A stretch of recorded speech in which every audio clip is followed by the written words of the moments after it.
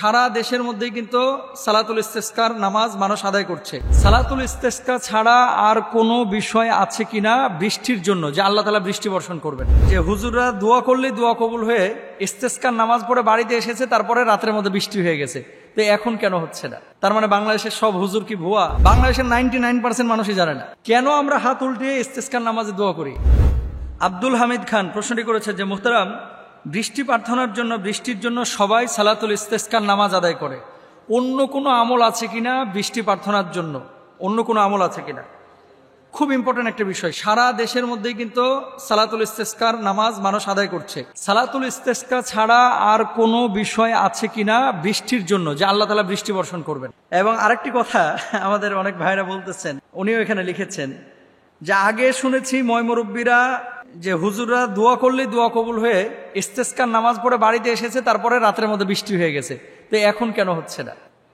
তার মানে বাংলাদেশের সব হুজুর কি ভুয়া? আস্তাগফিরুল্লাহ, আল্লাহ মাফ করুক।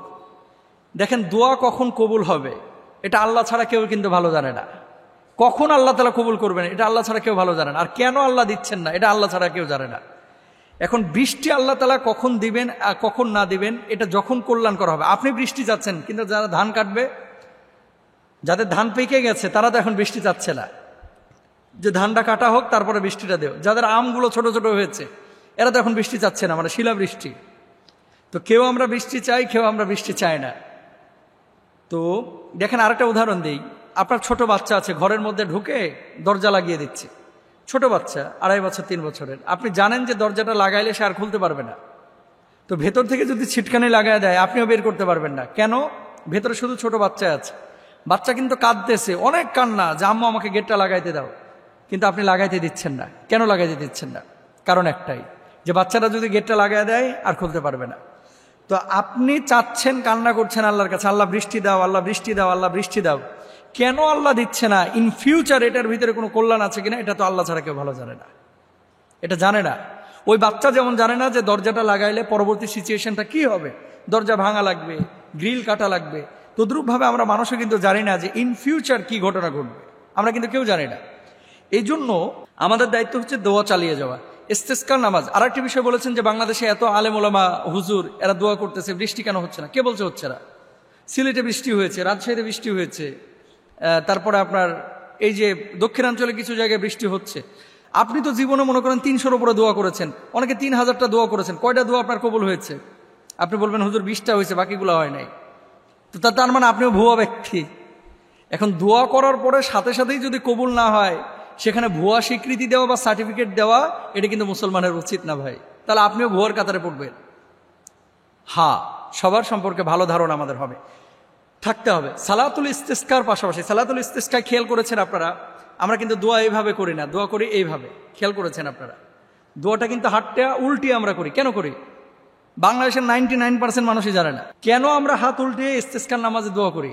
কারণ হচ্ছে, আল্লাহ আমরা গুনাহ করেছি, গুনাহের কারণে হয়তো বা আপনি রেগে আছেন, আমাদের বৃষ্টি বন্ধ করে দিয়েছেন। আল্লাহ আমরা গুনাহটা বর্জন করেছি, আপনি আমাদের গুনাহগুলোকে নেক দ্বারা পরিবর্তন করেন, আমাদের পূর্বের অবস্থাটাকে পরিবর্তন করে আপনি, মানে গুনাহের অবস্থাটাকে পরিবর্তন করে সওয়াবের অবস্থায় নিয়ে আসেন। আর আল্লাহ অবস্থান যে পরিবর্তন করবে, অবস্থান কি? মোবাইলের এই পার্ট, ফ্রন্ট পার্ট একটা, ব্যাক পার্ট একটা। ব্যাক পার্ট দেখতে একরকম, ফ্রন্ট পার্ট দেখতে আরেক রকম।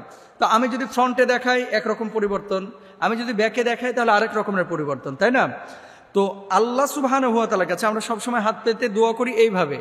এইভাবে দোয়া করা, হাত উল্টের উদ্দেশ্য হচ্ছে যে আল্লাহ পূর্বের অবস্থাটাকে আপনি পরিবর্তন করে, আপনার যদি রাগ থাকে, আমরা যদি গুনাহ করে থাকি, ক্ষমা করে আপনি নতুন করে আমাদের অবস্থান পরিবর্তন করে আমাদেরকে বৃষ্টি দান করেন। এই জন্য চাদর নিয়ে কিন্তু ইস্তেসকার নামাজ আল্লাহ রাসূল সাল্লাল্লাহু আলাইহি ওয়াসাল্লাম যেতেন।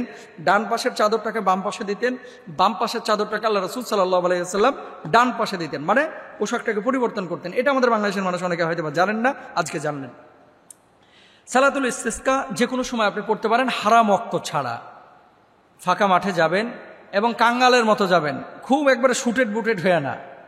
মানে আপনি যে বিধ্বস্ত, আপনার যে বৃষ্টি প্রয়োজন, এটা আপনাকে বুঝাইতে হবে। অনেকে কি করে, বাইক নিয়ে যাচ্ছে, অনেকে মানে একবারে খুব সেজে গুজে যাচ্ছে। না, সাহাবীরা এইভাবে সেজে গুজে আসেন নাই। সাহাবীরা একেবারে কাঙ্গালের মতো এসেছে। মানে একজন মানুষের কাছে যখন ভিক্ষা চাইবেন, ভিক্ষুক যখন ভিক্ষা চায়, তখন কিন্তু তার ভিতরে একটা চাহনির সাইলের একটা ভূমিকা থাকে। তো আল্লাহর কাছে যখন আপনি চাইবেন, তখন আল্লাহর কাছে আপনার ওই ভিক্ষুকের মতো নিঃস্ব শূন্যের মতো চাইতে হবে।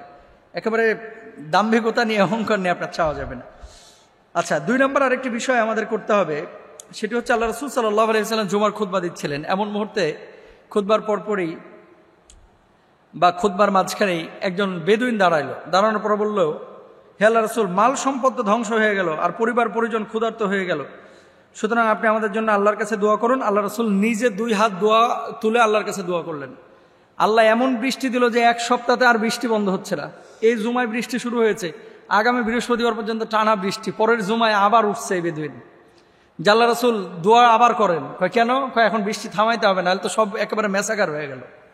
তো বাংলাদেশেও কিন্তু এরকম আছে, যখন আল্লাহ দেওয়া শুরু করে, বৃষ্টি যখন হয় রোদকালেই ভালো ছিল, আবার যখন শীত আসে গরমকালই ভালো ছিল, গরম যখন ঠাডায় পড়ে তখন শীতকালই ভালো ছিল, শীত যখন গভীর পড়ে শক্ত হয়ে, না গরমকালই ভালো। মানুষকে পৃথিবীতে আপনি শান্তি দিতে পারবেন না ভাই। মানুষকে শান্তি তখনই মানুষ পাবে যখন জান্নাতে যাবে। পৃথিবীটা আসলে শান্তির জায়গা না। আল্লাহ সুবহানাহু ওয়া তাআলা যে হালতে মুমিনকে রাখবে সে হালতে মুমিন খুশি থাকবে। 3 নম্বর পদ্ধতি হচ্ছে, তারপর আল্লাহ রাসূল দোয়া করলে পরবর্তীতে বৃষ্টি বন্ধ হয়ে গেল। বেশি বেশি বৃষ্টির জন্য আল্লাহর কাছে ফরিয়াদ করবেন, আল্লাহুম্মা সাইবান নাফিয়া, দোয়া করবেন আল্লাহুম্মা হাওয়ালাইনা ওয়ালা আলাইনা, বেশি বেশি সাদাকা করবেন। 4 নম্বর হচ্ছে, চতুর্থ পদ্ধতি হচ্ছে ইস্তেগফার বেশি বেশি করবেন।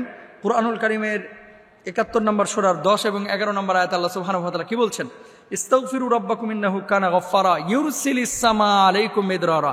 ইস্তেগফার বেশি বেশি করো, আল্লাহ সুবহানাহু ওয়া তাআলা আকাশ থেকে বৃষ্টি বাড়ায় দিবে। তাহলে আমরা সালাতুল ইস্তিসকার পাশাপাশি আরো 3টা আমল করব বৃষ্টির জন্য। আল্লাহ তাআলা আমাদেরকে তৌফিক দান করুন।